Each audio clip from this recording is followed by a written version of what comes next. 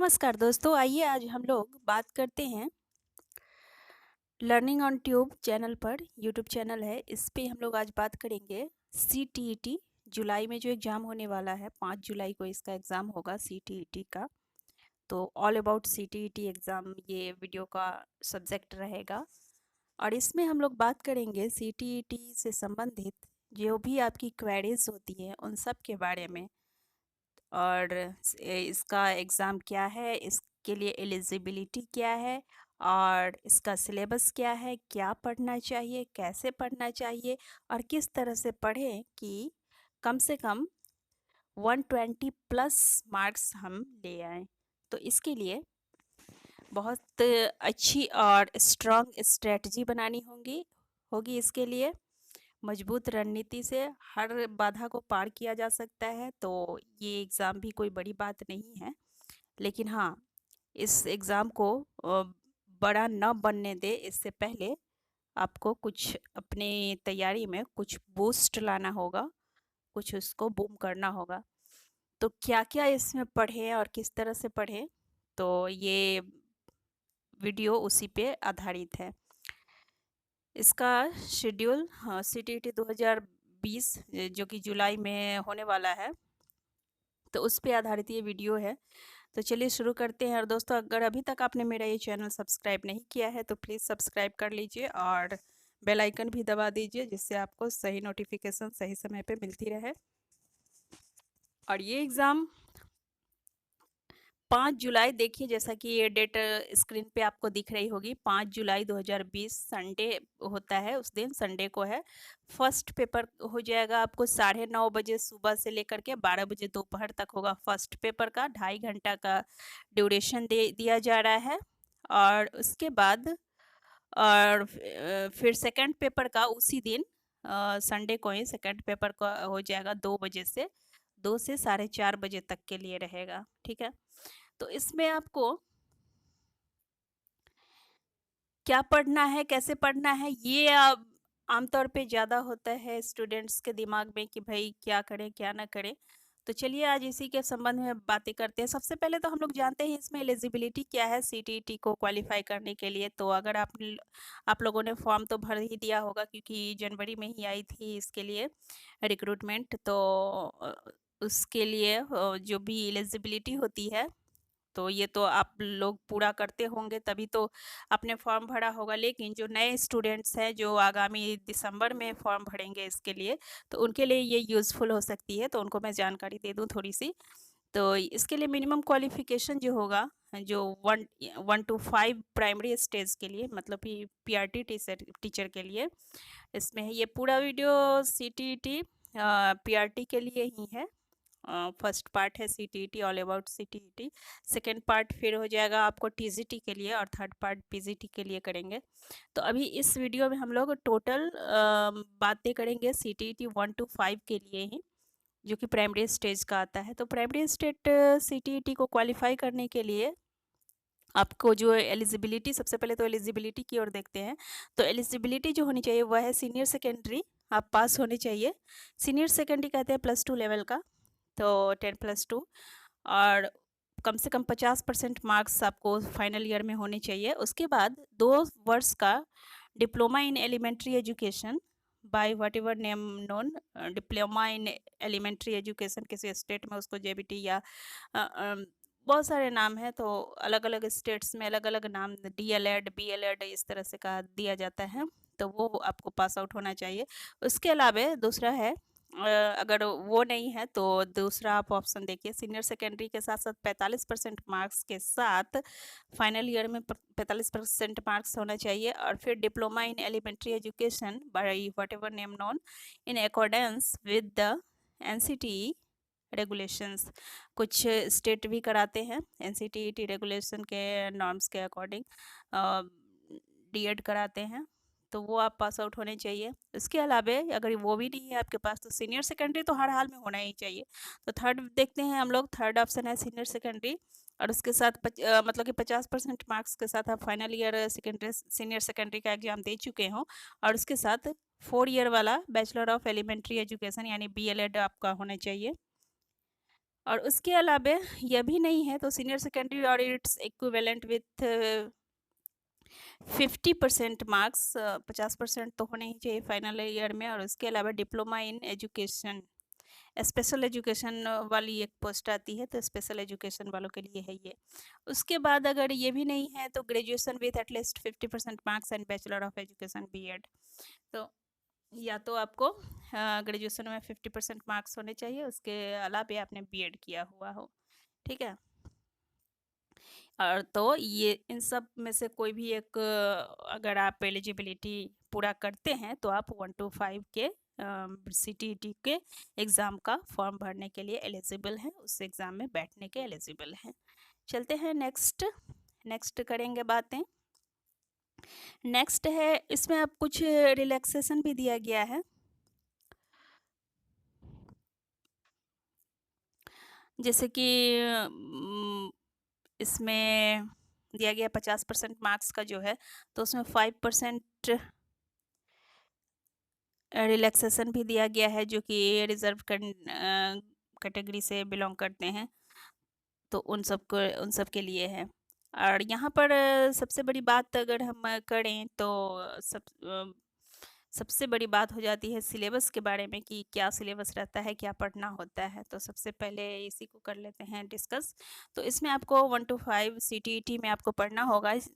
कुल मिलाकर के 5 तरह के एक पेपर होगा, जिसमें 5 ब्लॉक होंगे, 5 खंड होंगे, मतलब कि 5 पार्ट्स में वो होगा डिवाइड। तो हर एक पार्ट में 30-30 क्वेश्चंस के पार्ट्स रहेंगे। तो सबसे पहला जो होगा आपका चाइल्ड डेवलपमेंट एंड पेडागोगी। ये कंपलसरी है, चाहे आप जिस किसी भी चीज़ के लिए अप्लाई करते हैं, ये कंपलसरी है आपको। तो हर स्टूडेंट्स को इसको क्वालिफाई करना ही होगा। तो child development and pedagogy, CDP कहते हैं इसको शॉर्ट में। तो CDP में आपको 30 MCQs यानी कि 30 क्वेश्चंस रहेंगे और 30 मार्क्स, यानी कि one question is equivalent to 1 marks, यानी कि एक क्वेश्चन 1 मार्क्स के बराबर होगा। उसके बाद आपको होता है लैंग्वेज 1 और लैंग्वेज 2।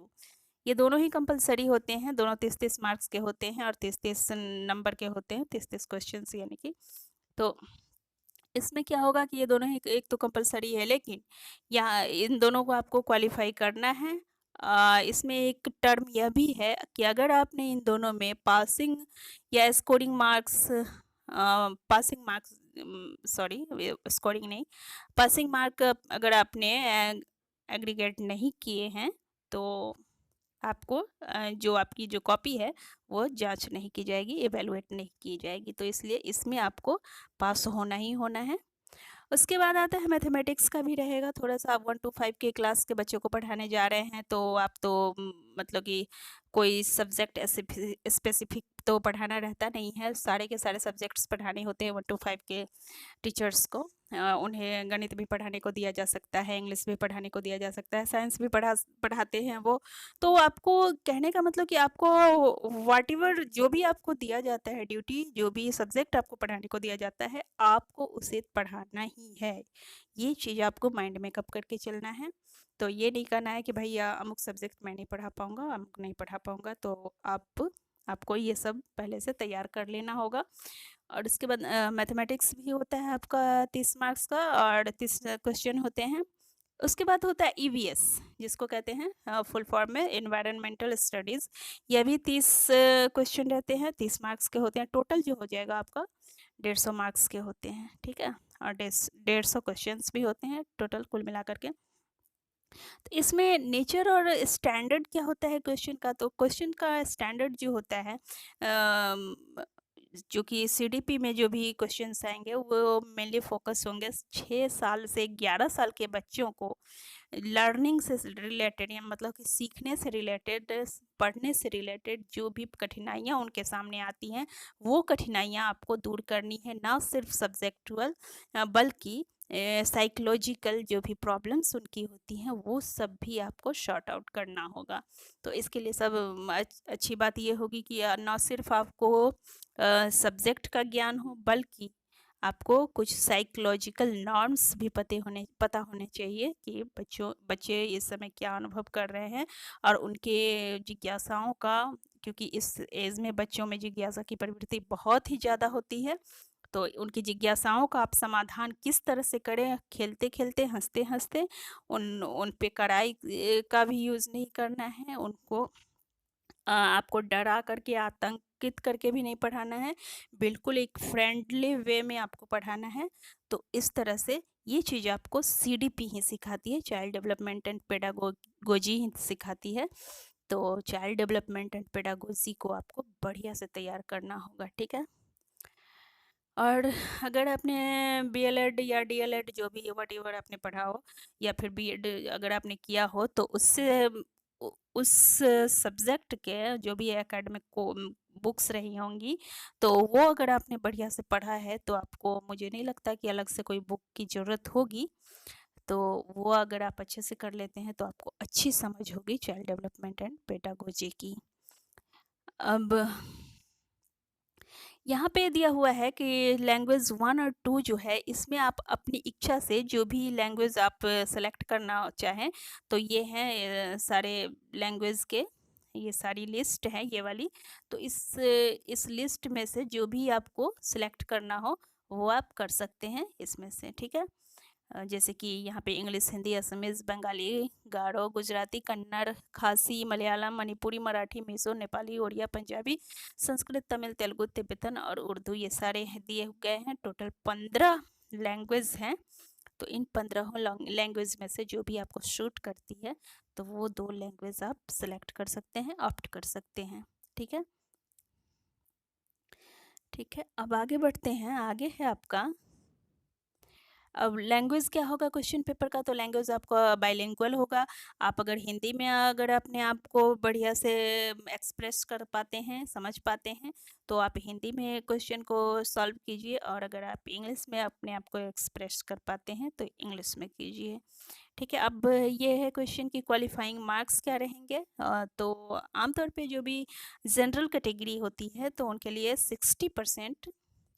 60% दिया जाता है। A person who scored 60% or more in the TT exam will be considered as TT pass। अगर 60% अगर उसको आते हैं, तो यह ऐसा माना जाता है कि उसने TT पास कर लिया है, ठीक है? तो 60% होने चाहिए। उसके अलावा गवर्नमेंट ने, मतलब सेंट्रल गवर्नमेंट ने यह छूट दी हुई है कि जो भी स्टेट गवर्नमेंट है, वो अपने हिसाब से 5% या जितने भी परसेंट उनको छूट देनी हो, इस क्वालिफाइंग मार्क्स में जितने परसेंट की उनको छूट देनी हो एससी, एसटी और ओबीसी जैसे रिजर्व कैटेगरीज को, तो वो दे सकते हैं। तो ऐसी छूट दी गई है। और उसके अलावा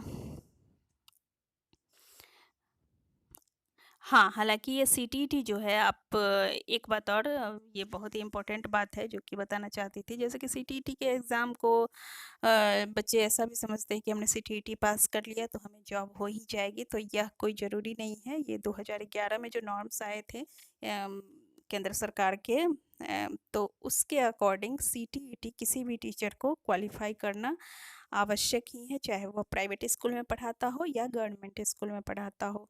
तो इसको क्वालिफ़ाई करना ज़रूरी है, और इसी वजह से सीटीईटी के क्या कहते हैं, इम्पोर्टेंस बढ़ गई है।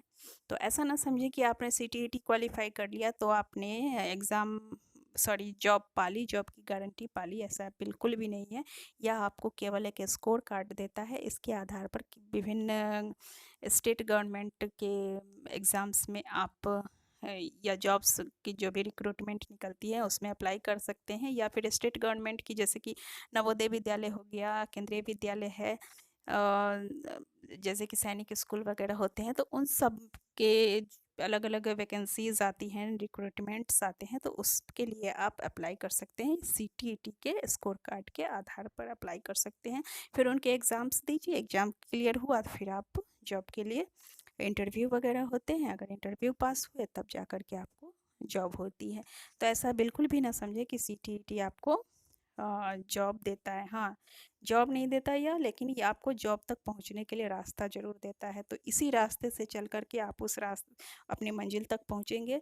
तो सीटीईटी को बिल्कुल भी इग्नोर ना करें, क्योंकि इसको क्वालिफाई किए बिना ना तो आप गवर्नमेंट स्कूल में जा सकते हैं और ना ही प्राइवेट स्कूल में, ठीक है? अब आगे बढ़ते हैं। अब कह रहा है कि वैलिडिटी कब कितने दिन की होती है सीटीईटी सर्टिफिकेट जो हमें मिलता है पास होने के बाद, तो इसकी वैलिडिटी कितने दिन की होती है? तो वैलिडिटी पीरियड जो होता है इसका 7 साल का होता है। यहाँ पे आपको दिखाया गया है जैसे कि the validity period of CTET qualifying certificate for appointment will be 7 years from the date of declaration और it's result for all categories. जो भी जितने भी कैटेगरीज हैं उन सब के लिए 7 years का दिया गया है validity. There is no restriction on the number of attempts, मतलब कितनी ही बार वो चाहे तो दे सकता है। जैसे कि आपने इस साल क्वालिफाई कर लिया सीटीईटी, तो ऐसा नहीं है कि आप नेक्स्ट ईयर नहीं दे सकते हैं। अगर आपके मार्क्स कम आए हैं तो नेक्स्ट ईयर आप अपना स्कोर बढ़ाने के लिए या मार्क्स बढ़ाने के लिए सीटीईटी फिर से क्वालिफाई कर सकते हैं, एग्ज़ाम दे सकते हैं। तो ऐसा कोई ज़रूरी नहीं है कि कितने अटेम्प्ट्स दे सकता है, चाहे वो जितनी भी बार दे सकता है, ठीक है। अब है कि एग्ज़ामिनेशन सेंटर कौन-कौन से होते हैं, तो लिस्ट ऑफ एग्ज़ामिनेशन सिटीज़ दिया गया है। तो उसमें आप अगर आपके इस लिस्ट में अगर आपके सिटी का नाम है तो आप वहाँ पे अपना फॉर्म भरते हुए उस समय उस सिटी का नाम लिखिए। जैसे कि 4 डिफरेंट ऑप्शंस दिए जाते हैं, मतलब 4 सिटीज़ के आपको नाम उसमें फॉर्म में देने होते हैं। चारों सिटीज़ में से कोई जो भी आपके लिए सूटेबल होगा या नियर बाई होगा, या फिर जो अथॉरिटी है एग्ज़ाम अथॉरिटी वो जैसा समझेगी वैसा ही आपको अलॉट कर सकती है एग्जामिनेशन सेंटर। बढ़ते हैं आगे। अब वेरिफिकेशन ऑफ एलिजिबिलिटी। हाँ, एक चीज़ और है, वेरिफिकेशन तो खैर होता ही है। कह रहा है कि इसका एलिजिबिलिटी का वेरिफिकेशन, ये वही बात कह रहा है जो कि मैंने आपको बताया है अभी, कि आप सीटीईटी मात्र क्वालिफाई कर लेने के बाद ऐसा बिल्कुल भी ना समझें कि आप टीचर हो गए, बल्कि सीटीईटी क्वालिफाई करने के बाद फिर से आपको कई सारे प्रक्रियाओं को पूरा करना होता है। उन सब को कंप्लीट करने के बाद ही आप टीचर बन पाते हैं। तो ऐसा बिल्कुल भी ना समझे कि सीटीईटी पास करने के बाद हम टीचर हो गए। अभी हाल ही में प्रकाश जावड़ेकर जी का ये बयान आया है कि आईएएस बनने से ज़्यादा मुश्किल हो जाएगा आप टीचर बनना। तो इस बात को आप नोट आउट कर लीजिए, तभी जा कर के अपने टीचर बनने के लक्ष्य की ओर आगे बढ़िए। अगर आप जो जितनी भी कठिनाइयाँ हैं, जो भी डिफ़िकल्टीज़ हैं, उन सब के लिए तैयार हैं तो आगे बढ़िए। अब है रीचेकिंग और री इवैल्यूएशन। जैसा कि आप हर एक एग्ज़ाम में देखते हैं, कुछ ना कुछ प्रॉब्लम अगर आती है तो बच्चे उस पर शोर मचाते हैं, हो हल्ला होता है, और फिर जो भी एग्जामिनेशन अथॉरिटी है तो उनको क्वेश्चन पेपर में या फिर मार्क्स में कुछ कुछ चेंजेस करने पड़ते हैं। तो सीटीईटी में ऐसा बिल्कुल भी नहीं होगा। आंसर सीट और जो भी ये होते हैं उन सब में कुछ भी चेंजेस नहीं होगा। तो ये इन चीज़ों की आप गांठ बांध लें, तो इसी अनुसार आप खुद को तैयार करें, ठीक है। अब आगे बढ़ते हैं, आगे है, हाँ, सबसे बड़ी बात है कि क्या पढ़ना है 1 to 5 के लिए, यानी कि प्राइमरी स्टेज के लिए। चाइल्ड डेवलपमेंट एंड पेडागोजी, जैसा कि मैंने आपको बताया कि child development and pedagogy 30 question होते हैं, 30 मार्क्स के होते हैं। तो इसमें टॉपिक्स क्या हैं सीडीपी में, तो इसमें टॉपिक्स हैं एबीसी करके दिया गया है। सबसे पहले तो चाइल्ड डेवलपमेंट है, उसके बाद concept of inclusive education and understanding children with special needs, इसमें से 5 क्वेश्चन रहेंगे। और उसके बाद लर्निंग एंड पेडागोजी में से 10 क्वेश्चन रहेंगे, ठीक है, इस तरह से। और यहाँ पे हमारा सीडी यानी कि चाइल्ड डेवलपमेंट में से 15 क्वेश्चन हैं, और 5-5 उन दोनों में से, कुल मिलाकर के हो गया 15 क्वेश्चन सीडी में से, और कंसेप्ट ऑफ इंक्लूसिव एजुकेशन में से 5 क्वेश्चन, और 10 क्वेश्चन होते हैं लर्निंग एंड पेडागोजी में से, ठीक है। तो इन सब में से टॉपिक हैं अलग अलग, तो आप इनका चाहो तो आप स्क्रीनशॉट ले सकते हो। Concept of development and it's relationship with learning, है ना, principles of the development of children, इस तरह से कई सारे टॉपिक्स हैं। तो इन सारे टॉपिक्स को आपको तैयार करना होगा। इन सारे टॉपिक्स से रिलेटेड क्वेश्चंस आप पढ़ जाइए।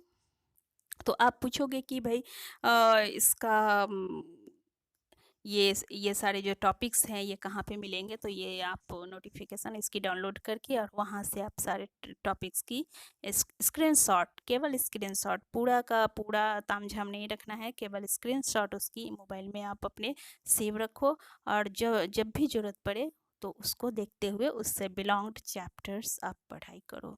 ठीक है। अब आते हैं लैंग्वेज वन। लैंग्वेज वन में जैसा कि बताया मैंने, अगर कोई लैंग्वेज वन में हिंदी रखते हैं या कोई इंग्लिश रखते हैं या फिर अदर कोई लैंग्वेज रखते हैं, मराठी रखते हैं, जो भी है, जो 15 लिस्ट दी गई है उनमें से कोई भी चुनना है।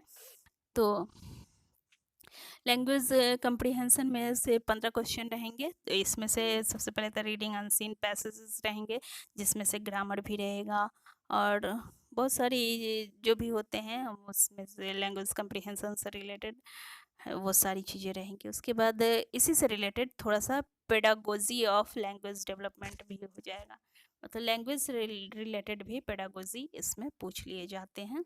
तो आप जो भी सब्जेक्ट तैयार कर रहे हैं, जैसे कि हिंदी पढ़ रहे हैं या इंग्लिश पढ़ रहे हैं, तो उससे रिलेटेड पेडागोजी भी तैयार कर लें। फिर आता है लैंग्वेज टू। लैंग्वेज टू आप इंग्लिश रख रहे हैं या फिर हिंदी रख रहे हैं या फिर जो भी रख रहे हैं वटेवर, तो उससे संबंधित फिर पेडागोजी तैयार कर लें। और इसमें भी कम्प्रीहेंशन के ही क्वेश्चन रहते हैं, डिस्कर्सिव और लिटरेरी और नैरेटिव और scientific with question on comprehension, grammar and verbal ability. ठीक है।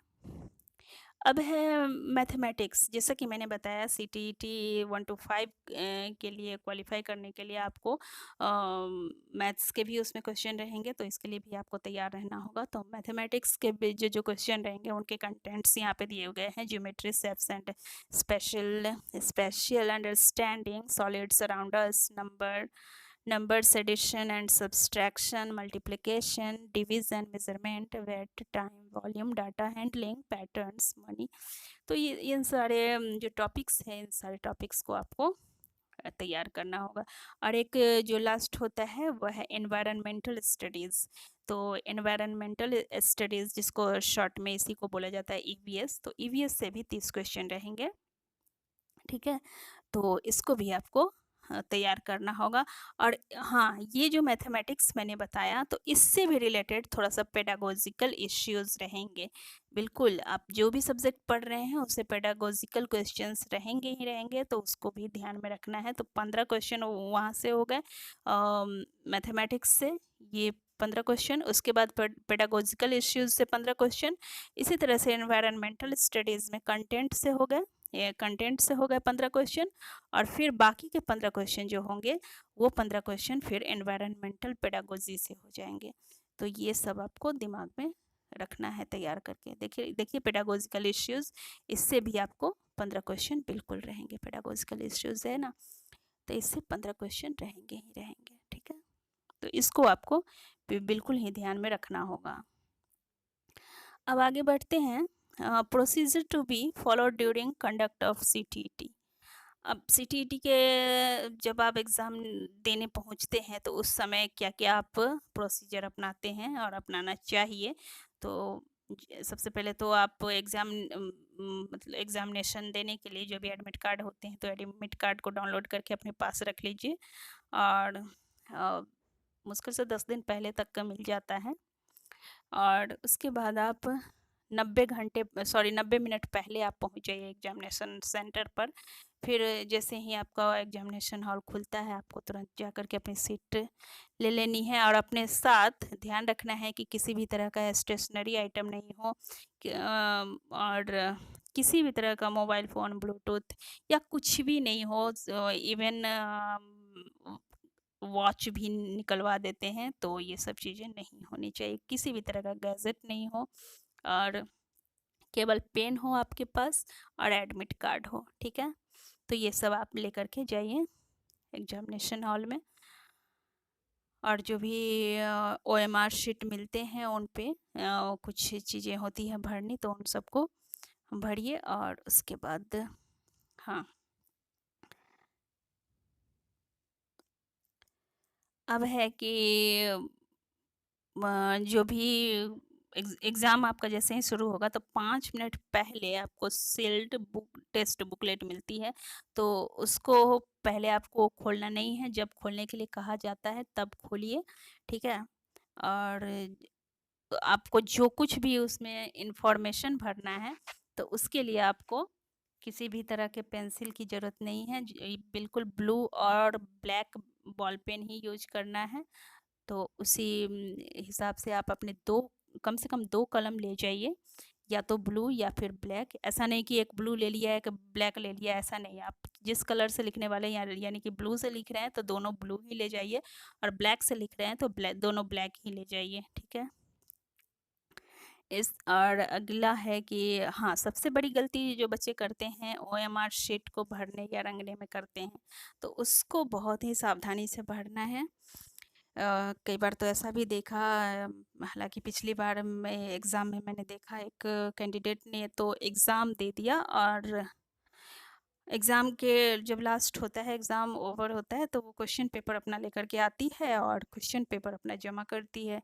तो ओएमआर शीट पूरी की पूरी खाली। हमने पूछा, भाई ये क्या किया तुमने, ओएमआर नहीं भरा? तो कहती है इसमें क्या करना था। उन्हें पता ही नहीं था कि ओएमआर में करना क्या था।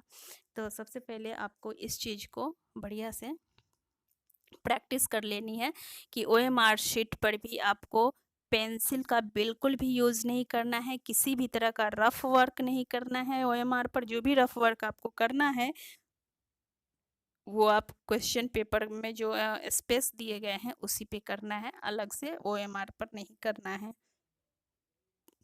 और ओएमआर पर भी आपको रोल नंबर, अपना नाम, फादर का नाम, सेंटर का नंबर, एग्जामिनेशन सेंटर का नाम, ये सब आपको भरना है। तो ये सारी चीज़ें आपको भरना होगा। और उसके बाद हाँ, ये है ओएमआर शीट। ओएमआर शीट आपको कैसे भरना है आप यहाँ पे देख सकते हैं। जैसे कि 0 है तो 0 वाले बॉक्स को ही हम गोला वाले, सॉरी, 0 वाले गोले को ही हम काला करेंगे। अगर 2 भरना है, यहाँ पे आप देख रहे हो शायद, ये 2 भरना है तो 2 वाले गोले को ही काला करेंगे। यहाँ 1 भरना है, ये वाला, तो 1 भरना है तो 1 वाले गोले को ही हम काला करेंगे। इसी तरह से अगर हमें यहाँ पे 4 भरना है, यहाँ पे जैसा कि 4 दिया गया है, तो 4 वाले गोले को भरने के लिए यहाँ 4 वाला गोला ही काला किया गया है। तो इसी तरह से एग्ज़ाम में भी मान लीजिए हमारा क्वेश्चन नंबर 10 का आंसर हमने भरना है हमें, तो उसका हमारा मान लो डी होगा, तो डी वाले गोले को ही हमें ब्लैक करना है। इस बात को बिल्कुल एकदम ध्यान में रखना है कि डी वाले गोले को ही हम करें, ठीक है? तो इस तरह से ये हो गया आपका। और एग्ज़ाम जो है आपका, सबसे बड़ी बात कि कब होना है, एग्ज़ाम आपको 5 जुलाई को होने वाला है, संडे है। संडे को 9:30 बजे से 12 बजे तक आपका ओवर हो जाएगा, तो आप पहुंच जाइएगा। 90 मिनट पहले पहुंचना है आपको। तो आप क्या कीजिए, आप 8 बजे आपको एनी हाउ वहाँ पे पहुँच जाना है। तो 8 बजे आपको एग्जामिनेशन सेंटर पर पहुँचने के लिए कम से कम 7 बजे या 7:30 बजे अपने घर से निकल ही जाना है, क्योंकि ट्रैफिक का कोई भरोसा नहीं है, ठीक है? तो आपको रिस्क नहीं लेना है और पहुँच जाना है अपने एग्जामिनेशन सेंटर पे।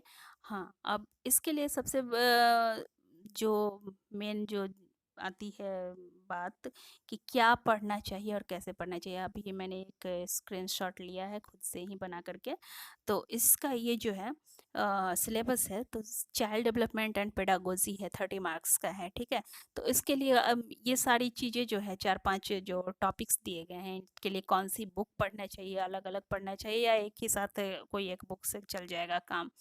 तो चाइल्ड डेवलपमेंट एंड पेडागोजी के लिए जो 30 मार्क्स का है, इसमें 30 क्वेश्चन होते हैं। तो अरिहंत वाली बुक आती है, अरिहंत की, ठीक है? तो अरिहंत या फिर लूसेंट की बुक आप पढ़ सकते हैं, या फिर आपने बीएलएड किया हुआ है या जो भी बीएड किया हुआ है, तो उसमें आपको उससे related, child development and pedagogy से रिलेटेड जो भी टॉपिक्स हैं या चैप्टर्स हैं, बीएड की बुक आपके पास होगी तो उस बीएड की बुक को बढ़िया से पढ़ जाइए, ठीक है? या अगर अभी तक आपने बिल्कुल भी नहीं पढ़ा है वो, और उतना बड़ा सिलेबस आप नहीं पढ़ना चाहते हैं, क्योंकि अब ये अप्रैल महीना बीत ही गया, लगभग कुछ दिन बचे हैं, उसके बाद आपका मई, जून 2 ही महीने तो बचे हैं, उसके बाद 5 तारीख को एग्ज़ाम ही है जुलाई में। तो 2 महीने बचे हैं, इन 2 महीने में ही आपको आपको अपनी तैयारी को पूरा और पूरा शेप देना है, आकार देना है। तो इसके लिए चाइल्ड डेवलपमेंट एंड पेडागोजी के लिए अगर आप बीएड वाली बुक नहीं पढ़ना चाहते हैं, डीएलएड वाली या बीएलएड वाली बुक नहीं पढ़ना चाहते हैं, तो आप क्या कीजिए, अरिहंत या लूसेंट की बुक ले लीजिए, मार्केट में मिल जाएंगी आपको, तो वो आप पढ़ लीजिए। ठीक ठीक है, 1 to 5 का, ठीक है, जैसा आप बोलोगे, जिस मीडियम की बोलोगे वैसा आपको दुकानदार दे देंगे। फिर आता है लैंग्वेज 1। लैंग्वेज 1 ये भी कंपलसरी है और सीडीपी भी कंपलसरी ही है। तो लैंग्वेज 1 में जो भी लैंग्वेज आपने लिया होगा, व्हाटएवर आप जानते हैं कि कौन सा है लेना, तो इसमें भी 30 मार्क्स के रहेंगे और 30 क्वेश्चन रहेंगे। तो इसमें आप अरिहंत से की आती है, अरिहंत वाले निकालते हैं अलग अलग लैंग्वेज के लिए अलग अलग बुक्स, तो वो आप ले सकते हैं। लैंग्वेज 2 के लिए भी जो कि 30 मार्क्स का होता है, तो यह इसके लिए भी आप अरिहंत की ले सकते हैं, अच्छी बुक आती है, तो वो चल सकता है। और ऐसे राइटर्स बहुत हैं, ये आप पे डिपेंड करता है कि आप किसी भी बुक को कितना ऑब्जर्व कर पाते हैं। और रह गई गलतियों की बात, तो गलतियां हर बुक में थोड़ी बहुत होती ही हैं, क्योंकि जो भी बुक को बना रहा है तो गलती तो इंसान से होती ही है, तो थोड़ी बहुत गलतियां हर बुक में आपको मिल जाएंगी। तो ऐसा बिल्कुल भी नहीं सोचना है कि अरे इसमें एक गलती निकल गई, अब नहीं पढ़ेंगे। बच्चे आमतौर पे उजट जाते हैं, तो ऐसा नहीं करना है। अगर आपने पढ़ाई की है थॉरोली, तो आप समझ सकते हैं कि क्या गलत है और क्या सही है, उस हिसाब से आप पढ़ाई करें। इसी तरह से मैथमेटिक्स में भी 30 मार्क्स का आता है, तो मैथमेटिक्स के लिए मैं आपको बताऊंगी कि जो 30 मार्क्स का है, 30 क्वेश्चंस भी होते हैं, तो इसमें भी क्या कहते हैं, पेडागोजिकल जो इश्यूज होते हैं, तो इसमें भी रहते हैं। तो इसके लिए आपको जो मैथमेटिक्स के जो टॉपिक्स हैं, उनके लिए आप एनसीईआरटी की बुक्स पढ़ सकते हैं, 1 to 5 का एनसीईआरटी की बुक्स जो भी आती है। उसके अलावा एग्ज़ाम गोल पोस्ट का आता है, तो वह भी मैथमेटिक्स अच्छी है 1 to 5 के लिए, सीटीईटी से बिलोंग्ड, तो वह भी पढ़ी जा सकती है। और इन्वायरमेंटल स्टडीज़ यानी ईवीएस के लिए आप एग्ज़ाम गोल पोस्ट का पढ़िए, या फिर एनसीईआरटी की जो बुक्स हैं ईवीएस से कंसर्न्ड, वो आप पढ़ सकते हैं। तो इस तरह से आपके 30 मार्क्स इसमें आ जाएंगे। ठीक है, अब आगे बढ़ते हैं कि बुक्स कौन-कौन सी होनी चाहिए। तो यहाँ पे बुक्स मैंने बताया कि लूसेंट की भी आती है, तो लूसेंट का आप पढ़ सकते हैं, बहुत ही बढ़िया बुक है। मैंने भी देखी है, पढ़ी है, अच्छी बुक होती है, तो आप मैं यही सजेस्ट करूँगी। वैसे आपके अपने ऊपर डिपेंड करता है, अगर इससे भी अच्छी बुक आपके पास अवेलेबल है मार्केट में, तो आप वो ले सकते हैं। ठीक है, लूसेंट की है ये भी। ठीक है, तो अब इसके बाद बात करते हैं, हाँ, ये हर एक सेगमेंट के लिए अलग-अलग बुक्स तो बता दी मैंने। अब बच्चे ये भी पूछते हैं कि अलग-अलग ना पढ़ के कुछ ऐसा कोई एक बुक हो जिससे कि पूरी तैयारी हो सके, सारे टॉपिक्स की एक ही साथ हो सके, कोई ऐसा बुक हो। तो हाँ, ऐसी भी बुक है। तो आप क्या कीजिए कि प्रीवियस ईयर्स के जितने भी क्वेश्चंस होते हैं, उनके सेट बनाइए। हर एक साल के प्रीवियस ईयर्स वाले क्वेश्चंस पे सेट बनाए गए होते हैं। वो मार्केट में आमतौर पे आपको मिल जाएगी, किसी भी प्रकाशन की ले सकते हैं, तो वो लेकर के आप बनाइए। कम से कम 10-15 सेट, 11 से तो स्टार्ट ही हुआ है सीटीईटी 2011 से, तो अभी 2019 तक का आपको मिल जाएगा लगभग। 9-10 साल का जो भी है प्रीवियस सेट, तो वो आप बना जाइए, और एक बार नहीं, उसी सेट को बार बार बनाइए और 1000 बार बनाइए। 2 महीने आपके बचे हुए हैं, एक दिन में कम से कम 2 सेट बनाइए और दोनों सेट को बार बार रिवाइज कीजिए। मतलब ऐसा हो कि बिल्कुल आप क्वेश्चन देखिए और आंसर रंग दें, तो ऐसी आपकी तैयारी होनी चाहिए। ये है सीटीईटी के लिए, हिंदी भाषा के लिए है। हिंदी भाषा में जो जिन बच्चों को प्रॉब्लम आती है, तो वो अरिहंत की सीटीईटी क्रैकर की आती है, अरिहंत हिंदी भाषा की, तो वो ये पढ़ सकते हैं।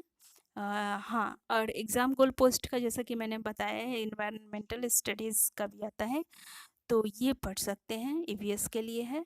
और ये मैथमेटिक्स के लिए सही रहेगी। ये पढ़ सकते हैं।